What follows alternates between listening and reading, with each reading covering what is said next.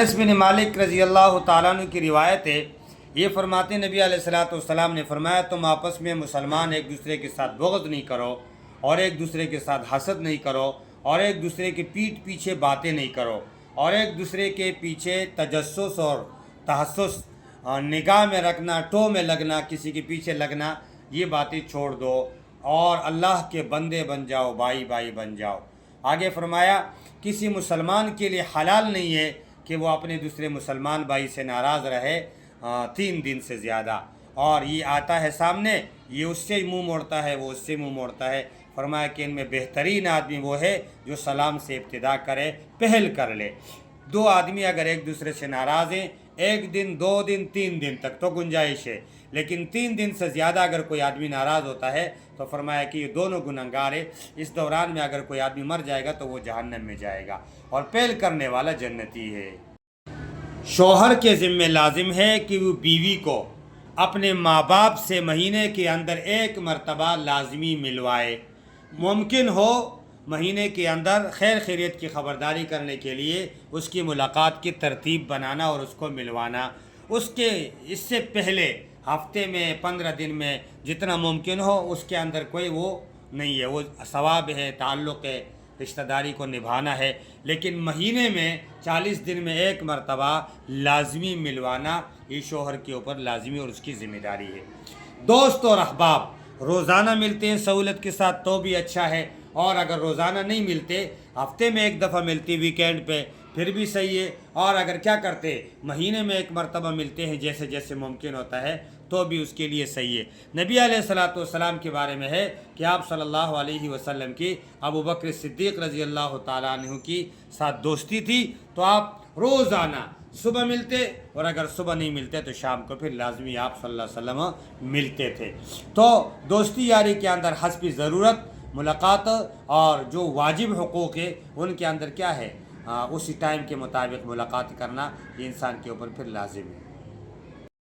ام المومنین حضرت عائشہ صدیقہ رضی اللہ تعالیٰ عنہ فرماتی ہیں کہ میں نے نبی علیہ الصلوۃ والسلام کو کبھی بھی نہیں دیکھا کہ آپ قہقہہ مار کر ہنسے ہو، کھلکھلا کر خوب آزادی کے ساتھ ہنسے ہو۔ جب بھی آپ ہنسے ہیں آپ صلی اللہ علیہ وسلم نے تبسم کیا ہے، کبھی زندگی میں بھی میں نے آپ کو نہیں دیکھا کہ آپ اتنا ہنسے ہو کہ آپ کے منہ کے اندر کا جو کوا ہے وہ نظر آ گیا ہو۔ اسی لیے فرماتے ہیں کہ ہنسنے سے دل مردہ ہوتا ہے، اور جو آدمی ہنستا کم ہے وہ اللہ تبارک و تعالیٰ اس کو یاد رہتا ہے، اور جو آدمی زیادہ ہنستا ہے تو وہ شیطان کی گرفت میں ہوتا ہے اور شیطان اس کے اوپر قبضہ کر لیتا ہے۔ زیادہ ہنسنے سے دل مردہ ہوتا ہے، اور کم ہنسنا یہ عقل مندی کی علامت ہے۔ ایک حدیث میں ہے کہ اگر تم جن چیزوں کو میں دیکھتا ہوں اے لوگو تم بھی اس کو دیکھ لو تو تم ہنسو گے کم، رو گے زیادہ۔ تو جو لوگ زیادہ ہنستے ہیں ان کو آخرت کی سختیوں کو اور تکالیف کا نہیں پتہ، اور جو لوگ کیا کرتے ہیں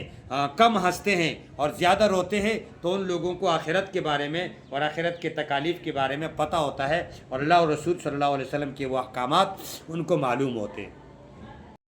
حضرت عبداللہ رضی اللہ تعالیٰ عنہ کی روایت ہے، یہ فرماتے ہیں کہ نبی علیہ الصلوۃ والسلام نے ارشاد فرمایا سچائی نیکی کی طرف بندے کو لے کر جاتا ہے، اور نیکی جنت کی طرف لے کے جاتی ہے۔ ایک آدمی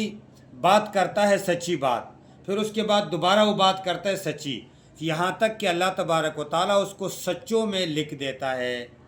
ایک دفعہ سچ بولتا ہے، دوبارہ سچ بولتا ہے تو اللہ پاک اس کو کیا کرتا ہے سچ بولنے والوں میں لکھ دیتا ہے۔ اور فرمایا کہ جھوٹ جو ہے یہ برائی کی طرف لے کے جاتا ہے، اور برائی انسان کو جہنم کی طرف لے کے جاتی ہے۔ ایک بندہ جب 1 مرتبہ جھوٹ بول لیتا ہے اللہ تبارک و تعالیٰ اس کو جھوٹا لکھ دیتا ہے، اور یہاں تک کہ وہ اللہ کے ہاں جب دوبارہ جھوٹ بولتا ہے یہاں تک کہ وہ اللہ کے ہاں کذابین میں شمار ہوتا ہے، اس کا نام اس لسٹ میں چلا جاتا ہے جو لسٹ جھوٹوں کی ہے، اور وہ ہمیشہ ہمیشہ کے لیے اللہ کے دربار میں جھوٹا قرار دیا جاتا ہے۔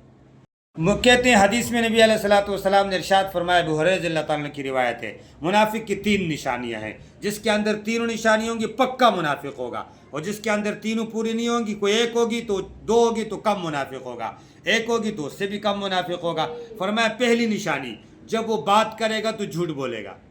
منافق آدمی بات کرے گا تو جھوٹ بولے گا۔ اور نمبر 2 جب اس کے پاس امانت رکھی جائے گی تو وہ امانت میں خیانت کرے گا۔ نمبر 3، جب وہ وعدہ کرے گا تو اپنے وعدے کو پورا نہیں کرے گا۔ اب یہ 3 نشانیاں جس آدمی کے اندر پائی جائے گی تو وہ پکا منافق ہوگا۔ اگر کسی کے اندر 2 پائی جاتی ہے تو وہ کم منافق ہوگا، اور اگر کسی کے اندر 1 پائی جاتی ہے تو وہ اس سے زیادہ کم منافق ہوگا۔ اور منافقین کے لیے اللہ نے فرمایا ان المنافقین فی الدرک الاسفل من النار، وہ جہنم کے سب سے نچلے طبقے میں یہ منافق آدمی ہوگا، یعنی دوزخ ہے یہ قیامت کے دن جہنم کے سب سے نچلے طبقے میں ہوگا۔ حضرت سمرہ ابن جندب کی روایت ہے، یہ فرماتے نبی علیہ الصلوۃ والسلام نے فرمایا مجھے رات کو معراج کی رات میں دکھایا گیا کہ میں نے دیکھا کہ ایک آدمی کا منہ کاٹا جا رہا ہے